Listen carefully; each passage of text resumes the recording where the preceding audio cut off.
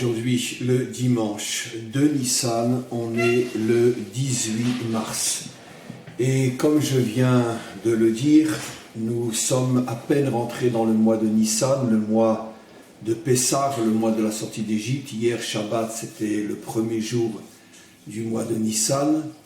Et bien évidemment, nous allons consacrer les cours à venir à la préparation à la fête de Pessah, le sens profond et réel de cette fête, au-delà des préparatifs qui nous occupent et nous préoccupent tellement, le nettoyage de Pessah et tout ce qui tourne autour de la préparation de cette fête.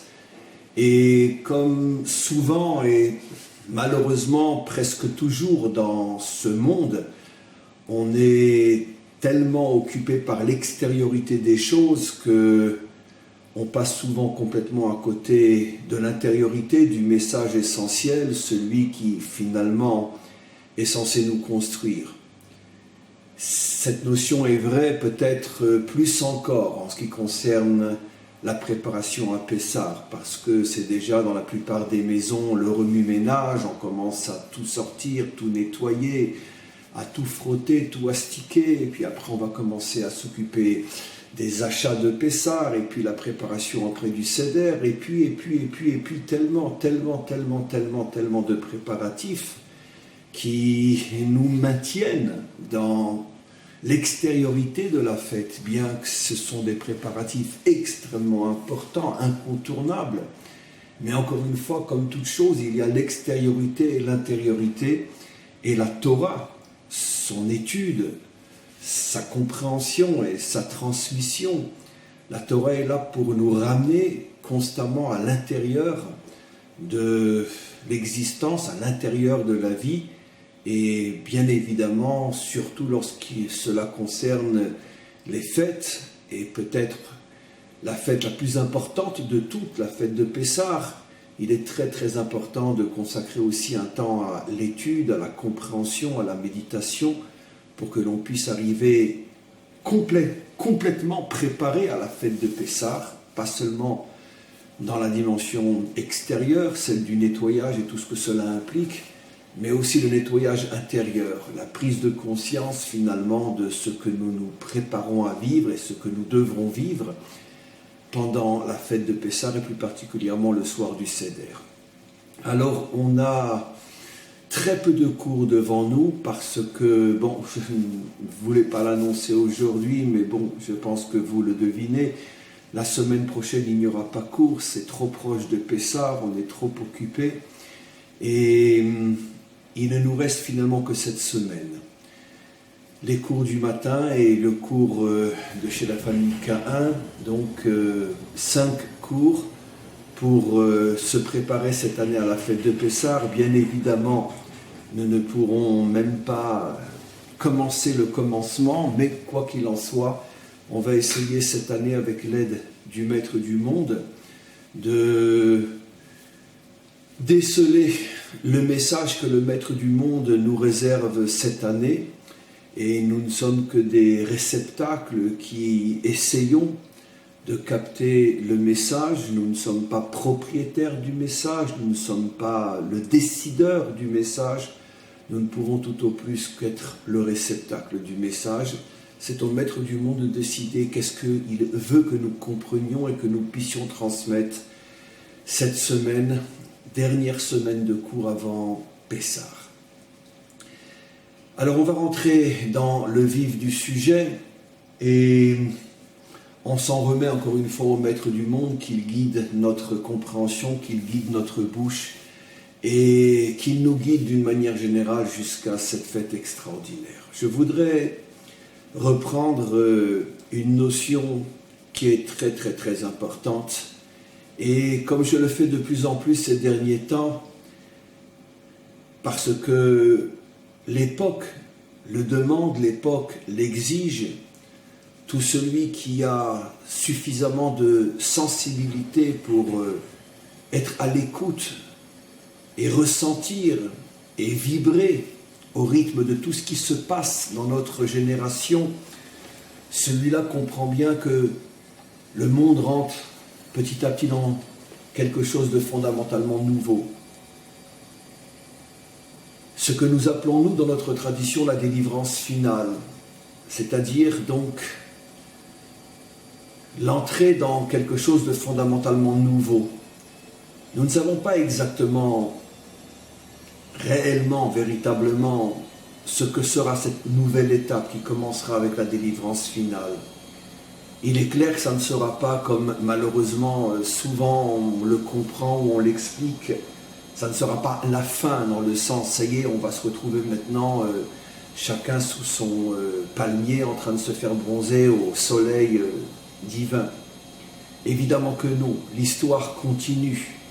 Dans notre tradition, la délivrance finale n'est pas du tout la fin et encore une fois, on se contente maintenant de contempler le divin. Ce n'est pas du tout de ça que l'on parle, qu'à Dieu ne plaise. Il s'agit d'une nouvelle étape dans la construction du monde, dans l'amélioration des peuples, des nations et surtout dans l'amélioration des relations entre les peuples. Ce qui disparaîtra essentiellement, c'est la méchanceté dans toutes ses formes les plus horribles, les plus inadmissibles.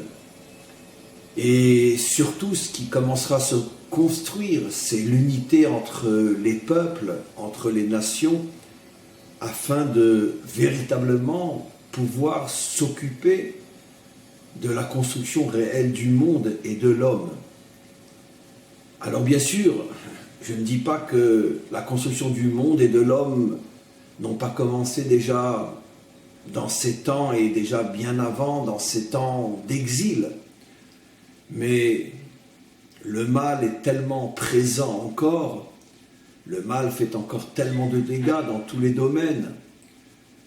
Les guerres, la débauche, l'immoralité, toutes les idéologies perverses qui détruisent l'homme et le monde. Le mal est tellement présent qu'on a souvent l'impression qu'on avance, on fait un pas de fourmi du côté du bien, et puis tout d'un coup un tsunami d'horreur vient et emporte tout. Il est vrai que si l'on regarde la grande image, si l'on se tourne en arrière, sur des millénaires dans le passé, il est clair que le monde a bien évidemment énormément progressé dans tous les domaines. Pour une grande partie du monde, même sur le plan moral, sur le plan du respect de l'individu. Il est clair que le monde d'aujourd'hui n'est pas le monde d'il y a 1000 ans, 2000 ans, 3000 ans et plus. Mais d'un autre côté, comme je le disais, c'est vrai, au niveau de la grande image, il y a eu un grand progrès, quoi qu'il en soit. Ce qui confirme bien que finalement le maître du monde est présent dans l'histoire et il agit dans l'histoire et que l'homme le veuille ou non, les choses évoluent dans le bon sens. Mais d'un autre côté, les sursauts d'horreur, les sursauts d'obscurité et de mal, ces sursauts sont tellement terribles et peut-être qu'ils deviennent de plus en plus terribles, en ce sens que l'homme maintenant, par le biais de la technologie, est doté de moyens dont il ne disposait pas avant. Il ne disposait pas de ces moyens avant, donc la possibilité de faire du mal ne pouvait pas atteindre les proportions d'aujourd'hui. Et donc finalement, c'est vrai d'un côté lumière, mais d'un autre côté l'obscurité qui devient de plus en plus grande. Et finalement, à vision humaine, personne ne peut dire comment les choses vont se terminer. À vision humaine, bien évidemment, il suffirait d'une troisième guerre mondiale pour que des milliards de personnes disparaissent. Et finalement, ce qui resterait serait tellement abîmé par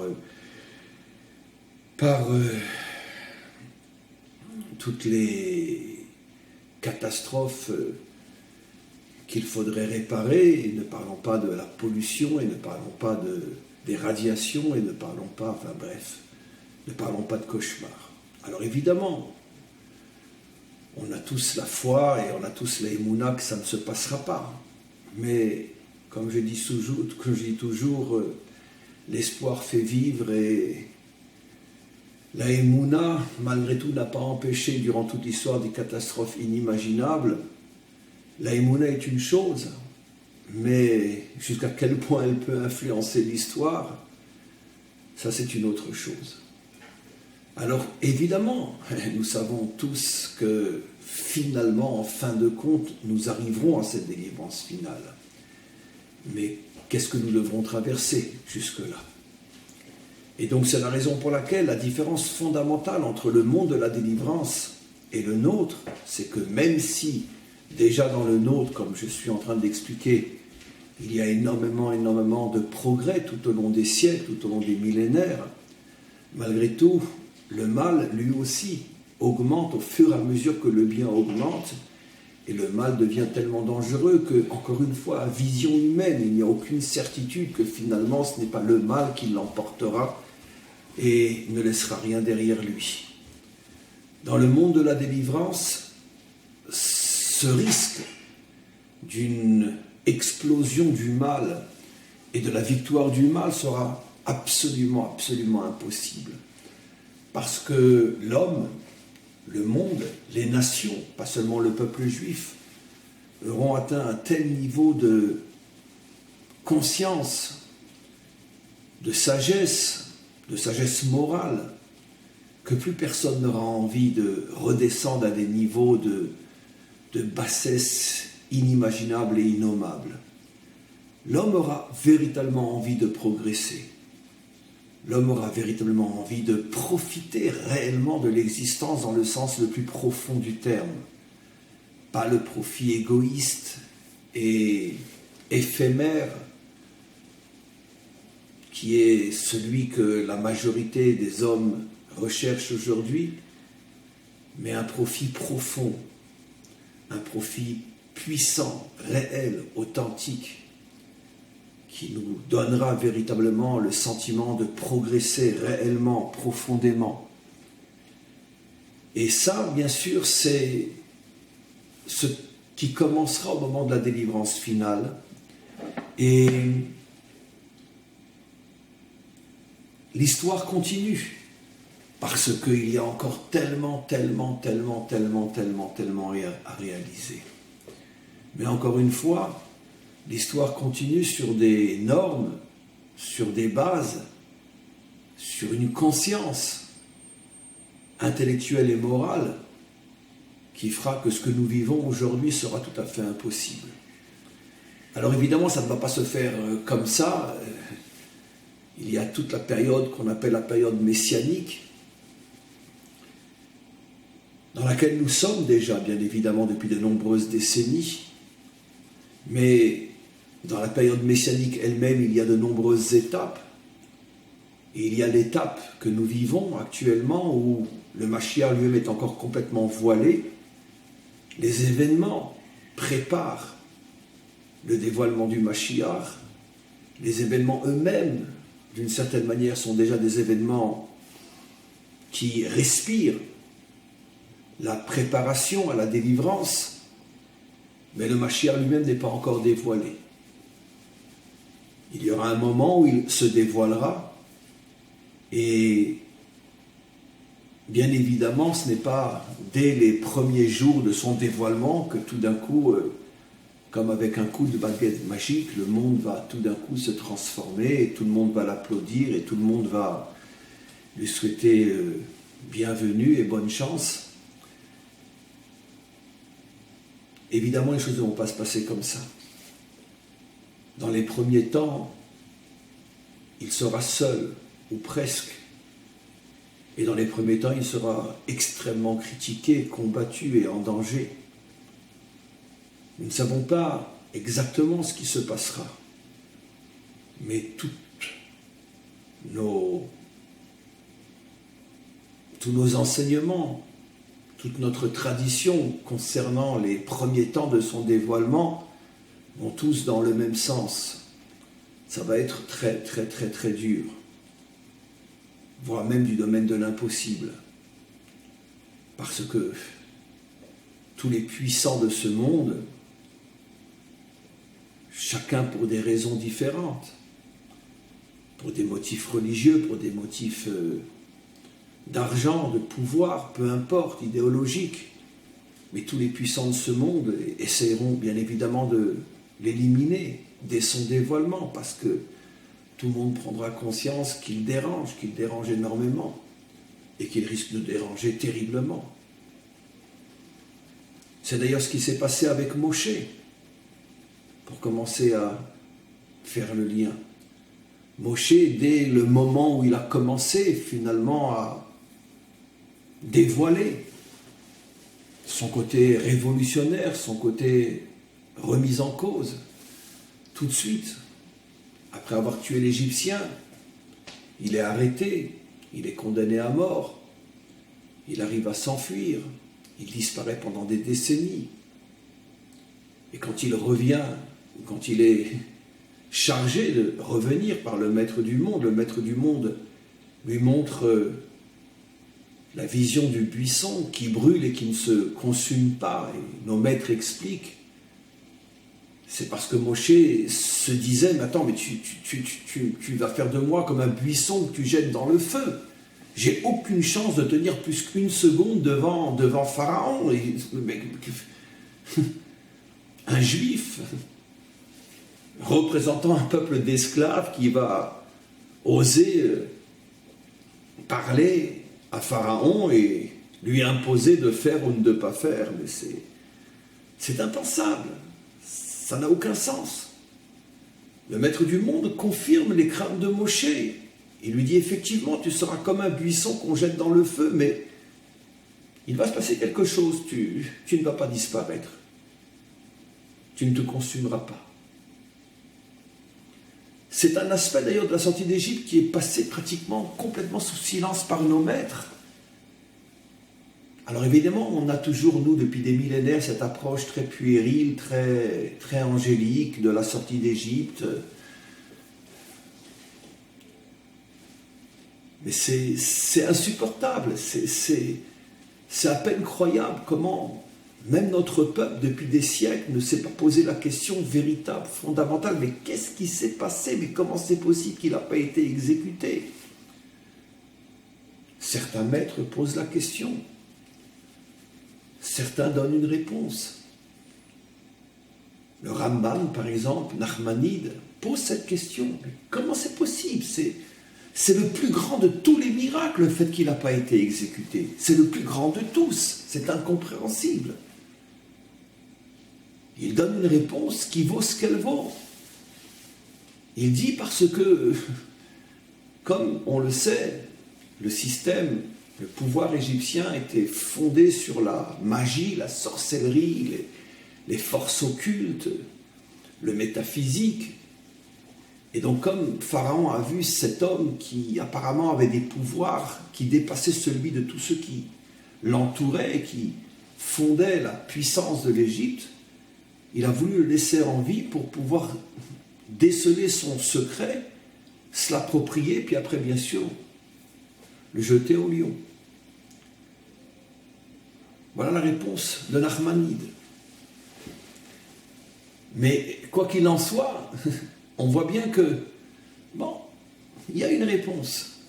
Mais tout le monde ressent bien que, avec tout le respect qu'on doit au maître, c'est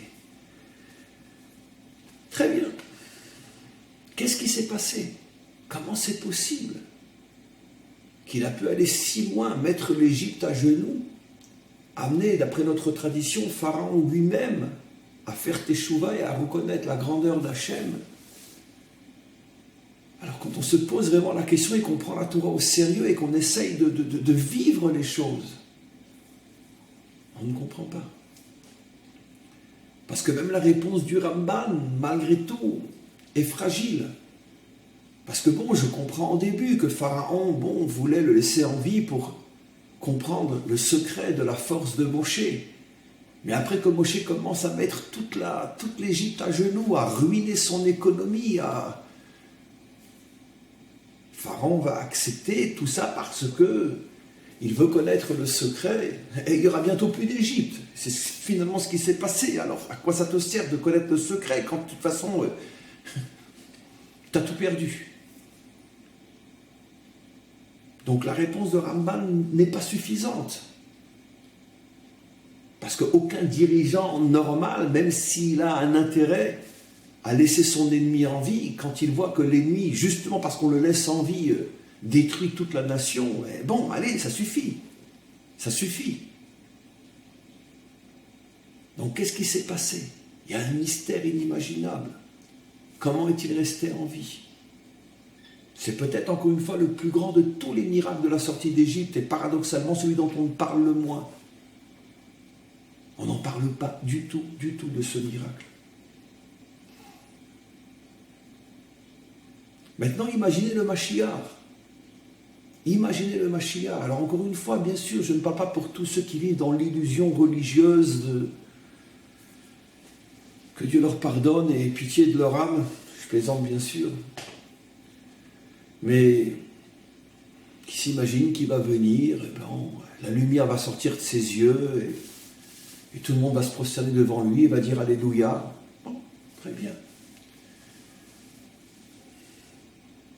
Mais pour les gens sérieux, posons-nous la question. Là, c'est pas seulement un dictateur qu'il aura en face de lui pour le bloquer, c'est l'humanité tout entière. À l'heure d'Internet où tout se sait très très vite, et puis son combat, c'est le combat contre le mal partout où il est. Ça sera des millions de personnes qui ont un pouvoir inimaginable. Des millions de personnes contre lui. Aujourd'hui, pour liquider quelqu'un, c'est même pas le temps de le penser, c'est déjà fait. Comment va-t-il s'en sortir? Là aussi, une période qui est passée complètement sous silence. Nos maîtres n'en parlent pratiquement pas. Si, ils nous disent ici et ailleurs qu'une grande partie du monde va se dresser contre lui, va le combattre. Même une partie du peuple juif se retournera contre lui. C'est évident. Puisque de toute façon, il dérangera tout le monde. Et donc, comment va-t-il s'en sortir? Alors, encore une fois, je veux dire, l'idiot va me répondre, il y aura des miracles. Mais je ne m'adresse pas à des idiots, je m'adresse à des êtres humains. Qu'est-ce qui va se passer? Comment il va s'en sortir? Comment c'est possible? Donc il y aura une longue période qui va durer peut-être des années, voire peut-être même des décennies. Tout dépend à quel âge il va se révéler. Et tout dépend aussi jusqu'à quel âge il va vivre. Mais une période où ça sera vraiment un combat terrible entre le bien et le mal. Entre autres, c'est dans cette période-là qu'il y aura la guerre de Gog et Magog, où l'une des tentatives de mettre fin à la délivrance sera ce rassemblement de tous les dictateurs et leurs armées pour monter jusqu'à Jérusalem et détruire le Mashiach et son peuple. Son peuple qui ne sera pas composé que de juifs. Comme nous dit le Zohar et d'autres textes, de très nombreux non-juifs rejoindront le Mashiach pour se battre à ses côtés, ici en Israël.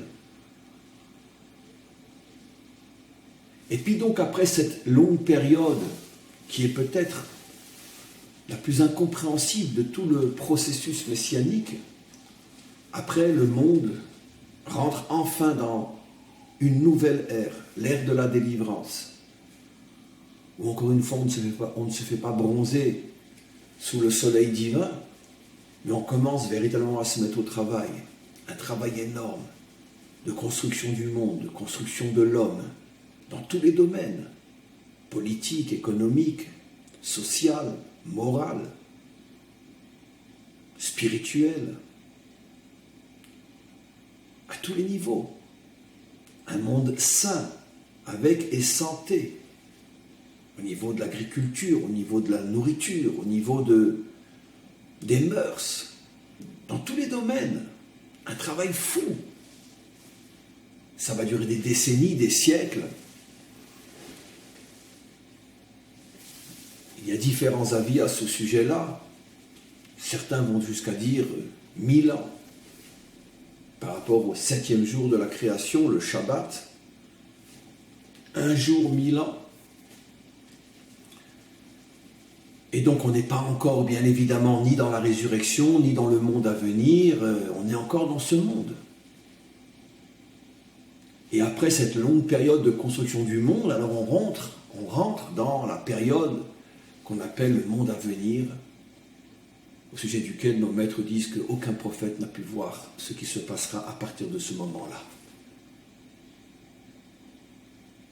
Même la période de la délivrance finale n'est pas vue et comprise et expliquée dans les détails, ni par nos maîtres, ni par les prophètes.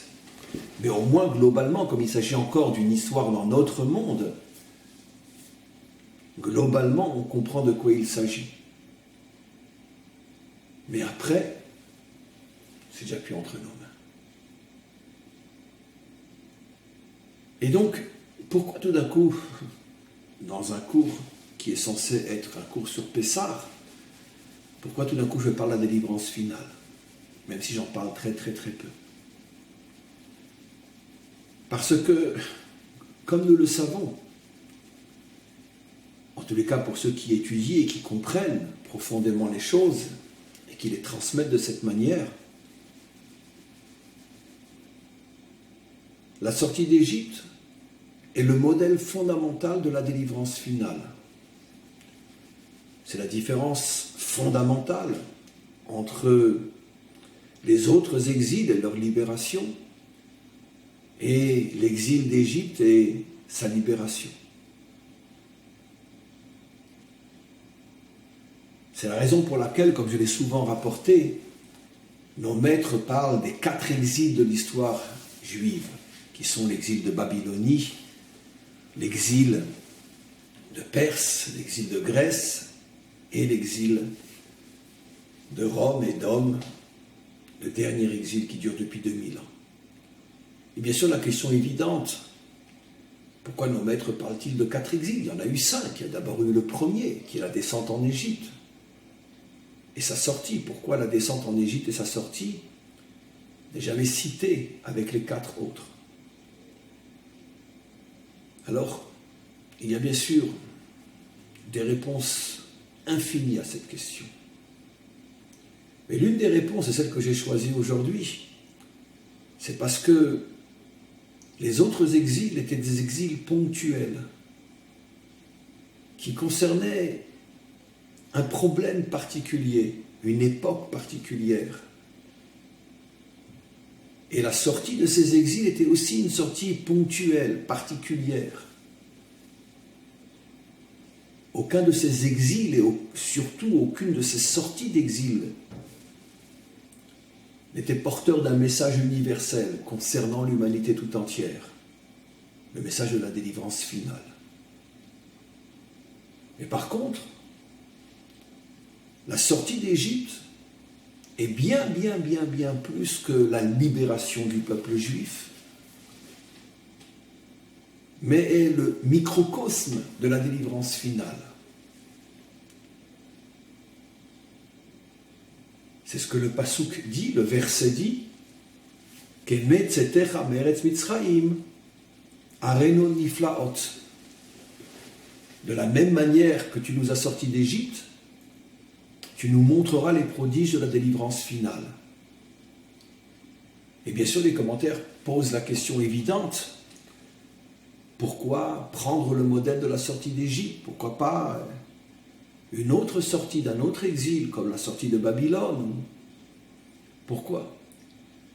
La réponse, comme je le dis, bien qu'on n'a pas encore expliqué. Parce que nos maîtres savaient que le modèle de la sortie d'Égypte est un modèle fondamental qui est le microcosme de la délivrance finale.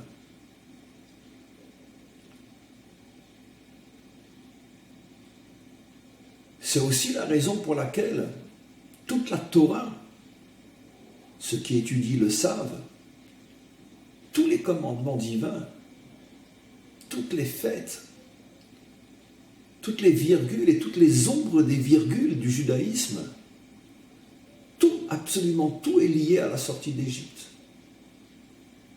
Le premier des commandements, je suis Hachem, ton Dieu qui t'est sorti d'Égypte. Et bien évidemment, la question que tous les commentaires demandent, pourquoi n'est-il pas dit je suis Hachem, ton Dieu qui a créé le ciel et la terre? qui est un phénomène beaucoup plus global, beaucoup plus, comment on dit en français, beaucoup plus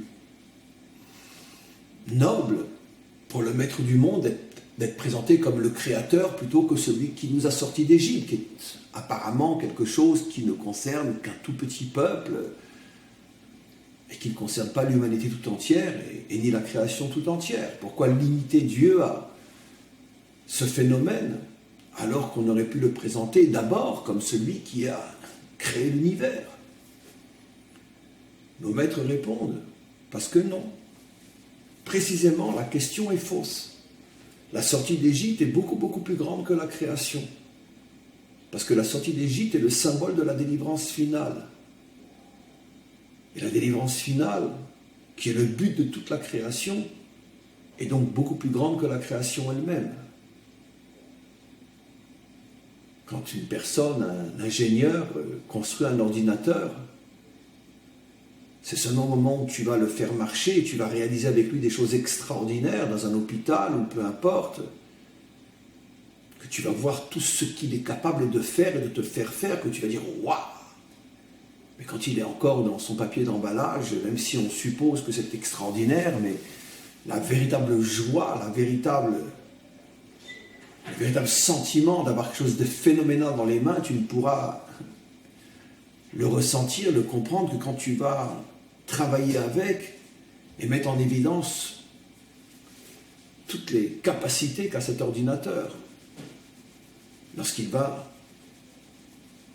réaliser ce pourquoi il a été créé. Exactement de la même manière, présenter Dieu comme étant celui qui a créé le ciel et la terre, très bien, ok, d'accord, mais qu'est-ce qu'on fait de ce monde? Au moment de la délivrance finale, à ce moment-là, tout le monde comprendra pourquoi le monde a été créé. C'est la délivrance finale qui donne un sens à la création. Et c'est la raison pour laquelle, au moment où la Torah est donnée, l'allusion au sens final de toute la création est donnée dans le fait que je suis celui qui t'a sorti d'Égypte. Et dans la sortie d'Égypte, il y a un microcosme, un avant-goût, une allusion de la délivrance finale. C'est vrai, c'est le peuple juif qui sort, mais le peuple juif en tant que modèle pour l'humanité tout entière. C'est sans doute, et évidemment, la véritable et première raison pour laquelle la Torah nous dit qu'une multitude de peuples ont accompagné Israël au moment de la sortie. Même si ce n'a pas forcément été toujours un bénéfice pour le peuple juif, malgré tout, le fait qu'un échantillon de tous les peuples ait suivi Israël, ça nous montre bien qu'il s'agit d'un phénomène qui dépasse de loin le peuple juif et uniquement lui. Ceux qui étudient plus profondément la Torah, le Zohar ou autres, savent que Rabbi Shimon, contrairement à la lecture première et superficielle de la Torah, Rabbi Shimon voit quelque chose de très positif dans la sortie de cette multitude qui accompagne Israël. Au point que Rashbi dira que finalement la délivrance finale dépend à nouveau de ce regroupement de peuples tout autour d'Israël, mais cette fois-ci d'une manière sage, bien préparée, bien pensée, au point que les erreurs qui ont accompagné cette sortie de ces peuples au tout début de notre histoire, que ces erreurs ne se renouvellent pas, parce que cette fois-ci Israël aura l'expérience et la sagesse de savoir comment intégrer et comment absorber tellement de partie des peuples sans que finalement l'identité juive authentique ne soit abîmée, comme ça a été le cas dans le désert avec la faute du veau d'or et d'autres choses. Mais quoi qu'il en soit, il va falloir donc maintenant comprendre pourquoi la sortie d'Égypte est le modèle de la délivrance finale, pourquoi la sortie d'Égypte est le fondement de toute la Torah, comme je l'ai dit, tous les commandements, visiblement ou moins visiblement, toutes les fêtes, visiblement ou moins visiblement, sont tous et toutes liés à la sortie d'Égypte. Ce qui fait encore une fois que cet événement est absolument incomparable par rapport aux autres exils et aux autres sorties d'exil.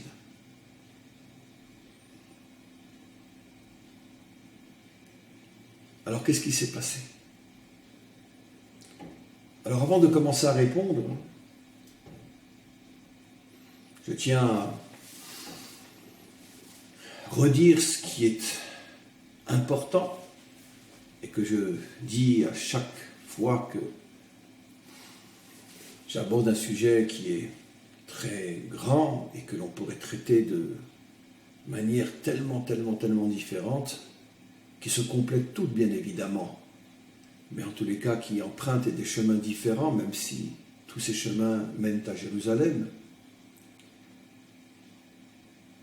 Je vais donc choisir une approche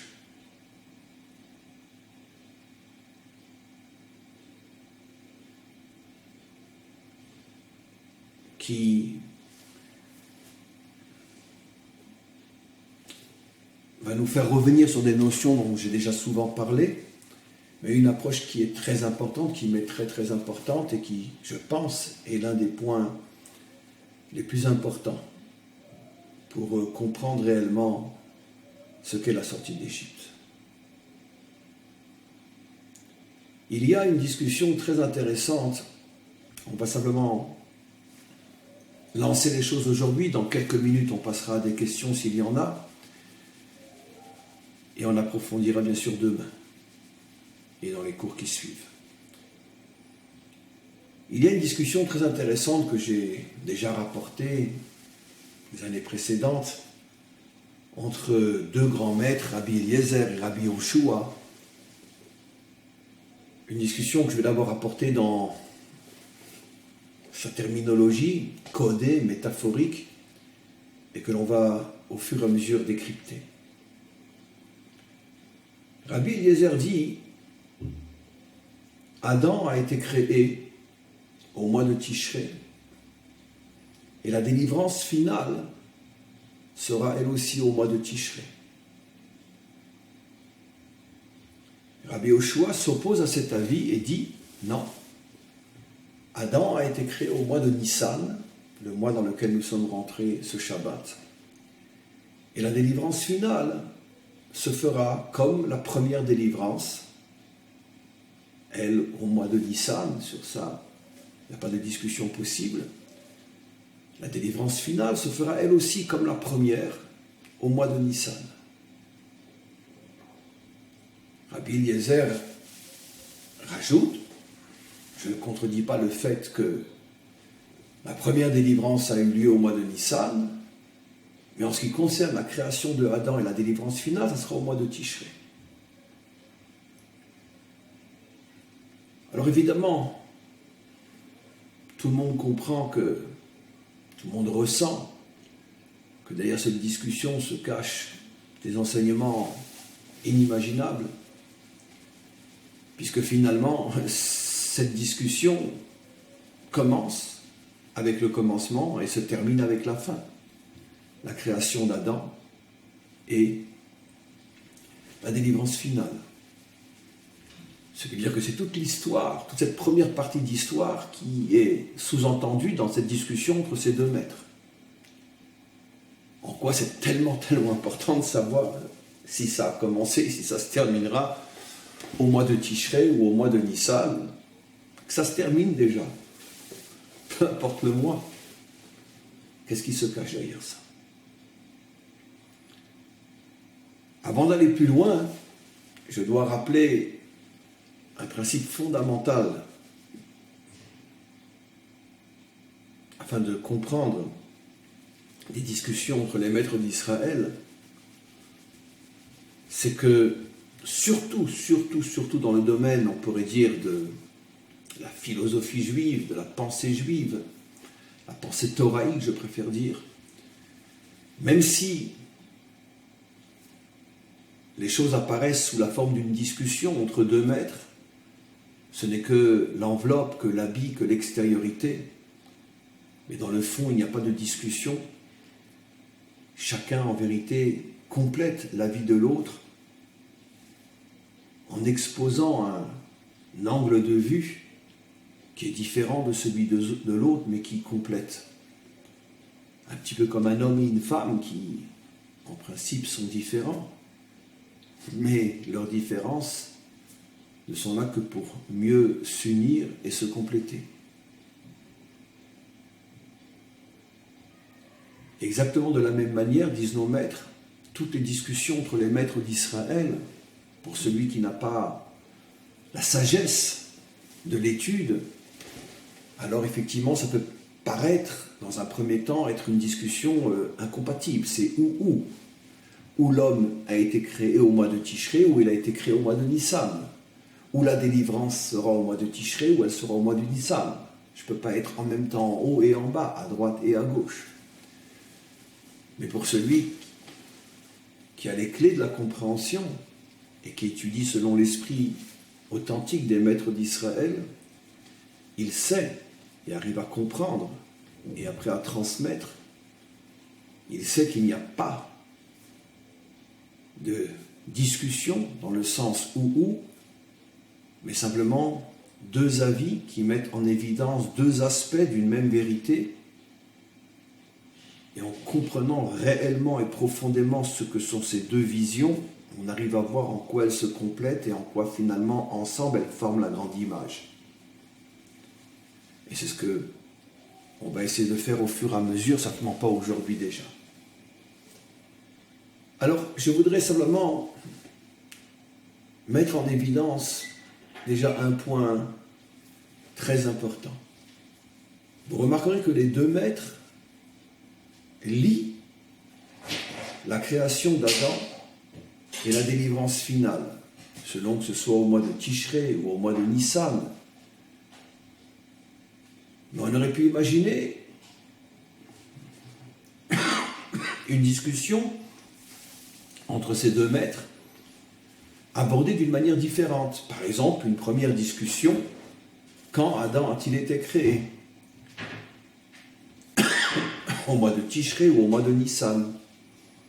Ou bien une autre discussion, quand la délivrance finale aura-t-elle lieu ? Au mois de Tishré ou au mois de Nissan. Mais pourquoi lier les deux ? Pourquoi dans la même discussion entre parenthèses, comme je viens de l'expliquer, on nous parle en même temps et de la création de Adam et de la délivrance finale ?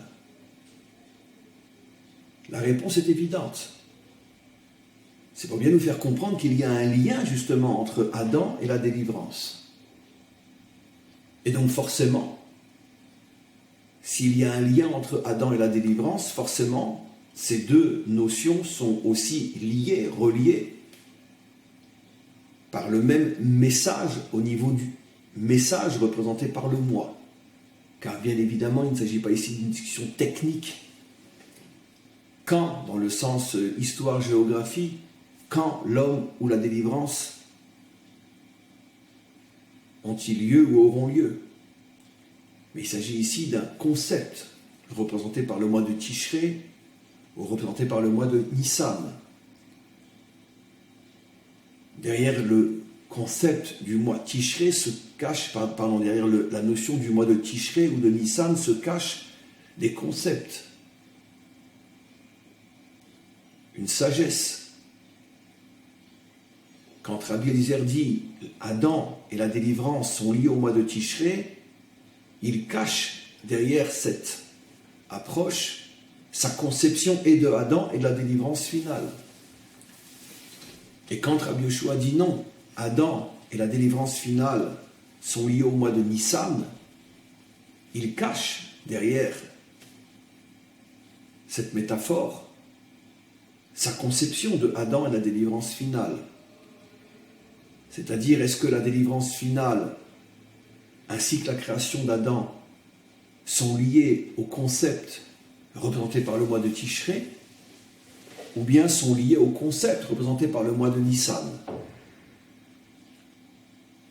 C'est ça le fond de la discussion entre eux. Alors, on a déjà, dans cet exposé un peu plus profond, on a déjà amené deux questions qu'il va falloir résoudre.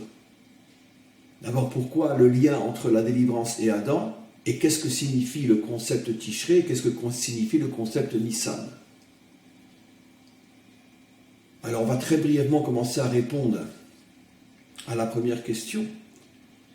Le lien entre la délivrance et Adam, la réponse est évidente, bien sûr. C'est parce que la délivrance finale, c'est tout simplement la reconstruction de l'identité adamique. Pendant tout le temps de l'histoire, jusqu'à la délivrance finale, l'identité adamique a disparu. Elle a été complètement oubliée. Et c'est surtout au moment de la délivrance finale qu'elle se reconstruit, qu'elle se redévoile. C'est la raison pour laquelle la délivrance finale est forcément le même mois que la création de Adam, puisque la délivrance finale, c'est justement le redévoilement, la reconstruction de Adam. Donc on comprend très très bien le lien entre les deux.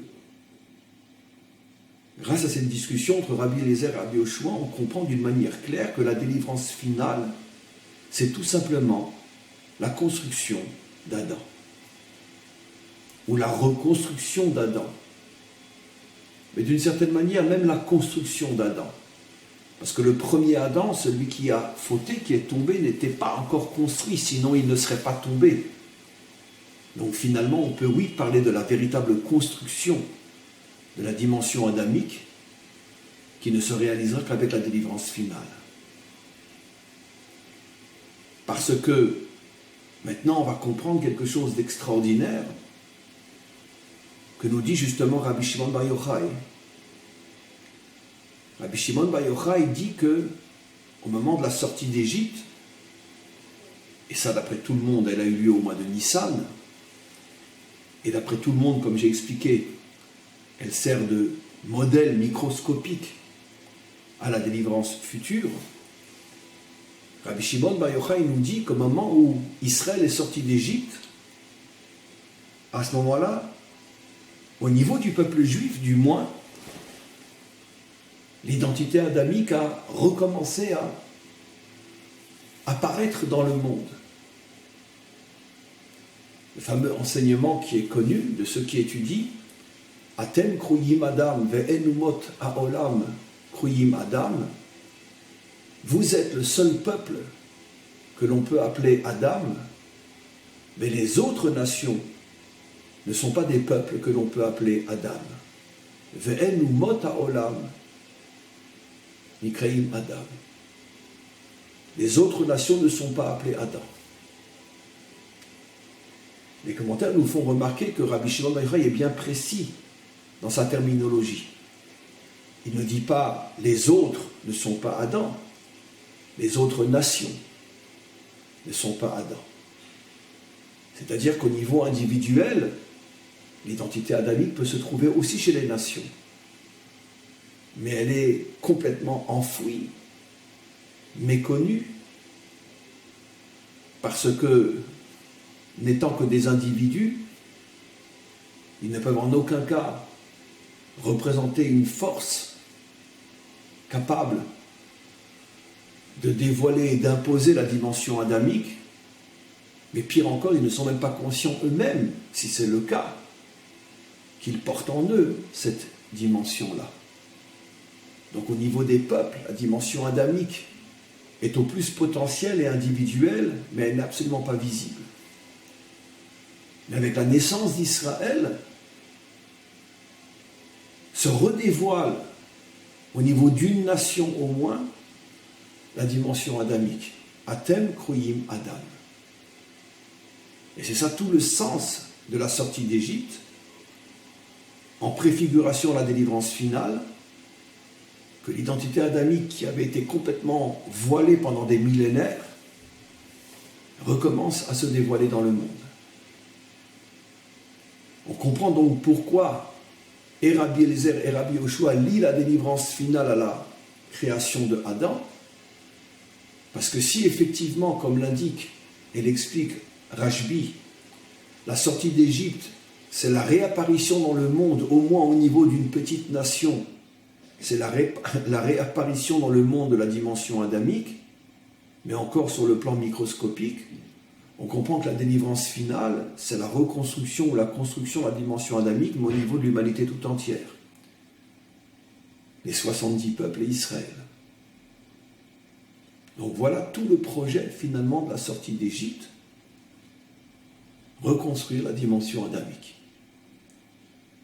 Dans un premier temps, au niveau du modèle microscopique qui est Israël, sorti d'Égypte, et au moment de la délivrance finale, au niveau de l'humanité tout entière. Voilà, on va s'arrêter là pour aujourd'hui, on va voir s'il y a quelques questions. En attendant de passer aux questions, je tenais donc à redire que c'est notre semaine de cours avant Pessah. La semaine prochaine, il n'y aura pas cours, c'est trop proche de Pessah. Il y aura cours chez Monsieur Cahin, famille Cahin, mais ce sera le seul cours que je donnerai, apparemment. Donc nous avons les cours de cette semaine pour nous préparer selon le chemin que nous avons choisi à la fête de Pessah. Et je tenais aussi à préciser quelque chose de très important, que je voulais le faire depuis quelque temps déjà, et à chaque fois ça me sort de la tête.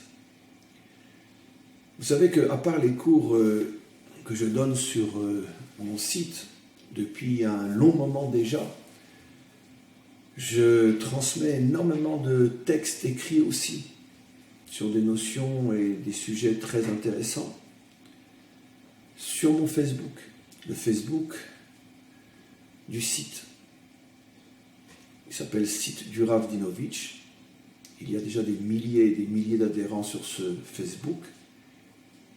Et je mets régulièrement des textes, et c'est le seul endroit où vous pouvez les lire. Les lire, après les partager, ou bien les copier et les garder pour vous. Et il y a 1, 2, 3, parfois même textes par semaine, déjà depuis un long moment. Le nombre d'inscrits sur le Facebook ne cesse d'augmenter. Et j'ai d'ailleurs me rends compte très vite que j'ai fait un très bon choix en annulant mon Facebook personnel qui était bloqué à 5000. Là, en 2-3 mois, on est déjà passé à beaucoup plus que 5000. Et ça va aller en augmentant constamment. Et donc même quand je ne donne pas de cours, par exemple, la semaine dernière, je n'ai pas donné de cours, mais j'ai envoyé au moins 2 ou 3 textes sur mon Facebook, lus par des milliers de personnes. Donc je vous invite tous et toutes, même ceux qui n'aiment pas Facebook, mais on n'aime pas non plus Internet, et pourtant sans Internet, vous n'auriez pas ce site. Donc il faut savoir être intelligent et prendre le bon et laisser le mauvais. Parce que sinon, on ne peut rien faire dans l'existence, car il n'y a rien dans l'existence qui ne soit que bon. Partout, il y a du bon, il y a du mauvais aussi. Il faut avoir la sagesse de savoir faire les bons choix. Donc je vous invite à aller sur ce Facebook, site du Rav Dinovitch, parce que même, encore une fois, lorsque je ne donne pas cours, vous aurez au moins les textes écrits. Il y en a déjà des dizaines et des dizaines sur ce Facebook. Ceux qui s'inscrivent maintenant, vous pourrez reprendre tous les textes en retard. Et ça vaut vraiment la peine. Et puis ça complète. Il y a l'enseignement oral, il y a l'enseignement écrit, ça se complète. Et il y a bien sûr pour les non-juifs un Facebook de plus, Centre Adamique Mondial de Jérusalem. Là aussi, ça vaut la peine d'y aller faire un tour. C'est même presque une obligation parce que là-bas aussi, il y a des questions, des réponses, des messages particuliers à ce Facebook-là que vous ne trouverez pas ailleurs. Donc n'oubliez pas que mes enseignements ne sont pas seulement des enseignements sur ce site, il y a des textes écrits importants Et ça serait dommage que vous passiez à côté avec une simple inscription sur Facebook. Vous pourrez bénéficier de très très nombreux textes aussi. Voilà, on va passer maintenant aux questions s'il y en a.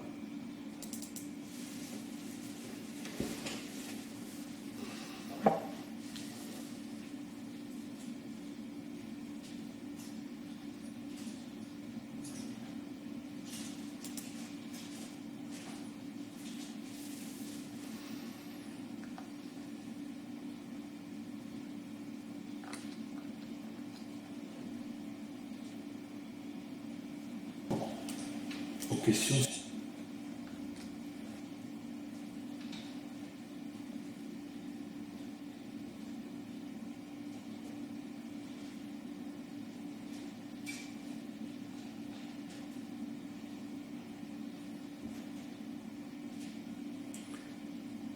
Alors, une question. André, est-ce que la résurrection se passera à la fin des 7000 ans? Oui. D'après l'avis qui dit que les temps messianiques dureront 1000 ans, alors, effectivement,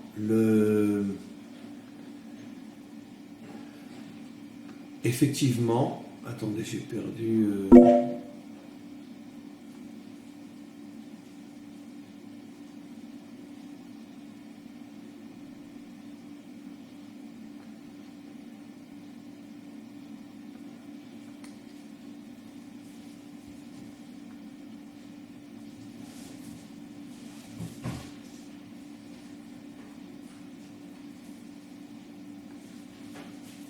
Voilà. Donc, effectivement, d'après les avis qui disent que les temps messianiques dureront 1000 ans, donc effectivement, la résurrection sera au bout du 7e millénaire. André, on parle souvent de la venue du Messie au mois de Nissan. Vous en pensez quoi, Rav? Comme je l'ai suggéré à la fin de ce cours, il ne faut jamais prendre les enseignements des maîtres à la lettre, dans le sens datation, histoire-géographie. Non, ce sont des concepts. Quand on dit que le Mashiach viendra au mois de Nissan, ça veut dire qu'il vient selon l'esprit, la force, le message contenu dans le mois de Nissan, qu'on n'a d'ailleurs pas expliqué encore. Pareil si on parle d'un autre mois. Maintenant, techniquement, quel mois il viendra, ça peut être au mois de Nissan aussi, mais croyez-moi, l'aspect technique n'est absolument pas important. Parce que de toute façon, qu'ils viennent à 8h de l'après-midi ou à 5h du soir, déjà qu'ils viennent lundi ou qu'ils viennent mardi, mais qui c'est qui va regarder son calendrier pour savoir « Ah tiens, c'était mardi aujourd'hui, oh là là, dommage, je ne me suis pas préparé ». C'est pas à ce niveau-là que le sont les choses. Il y a des messages, des enseignements, des lumières, des énergies qui sont liées aux jours, aux semaines, aux mois. Et c'est selon le principe de ces énergies, de ces forces, de ces lumières que le Mashiach se dévoile. Alors on continue. André, est-ce que l'âme d'un non-juif était aussi contenue dans Adam biblique? Bien évidemment. Évidemment que toutes les âmes adamiques sont contenues dans le Adam biblique, bien évidemment. Voilà. Alors, je ne vois pas d'autres commentaires pour l'instant. Et donc, ce n'est pas grave. Il est déjà bien tard, donc on va arrêter le cours pour aujourd'hui et on continue demain.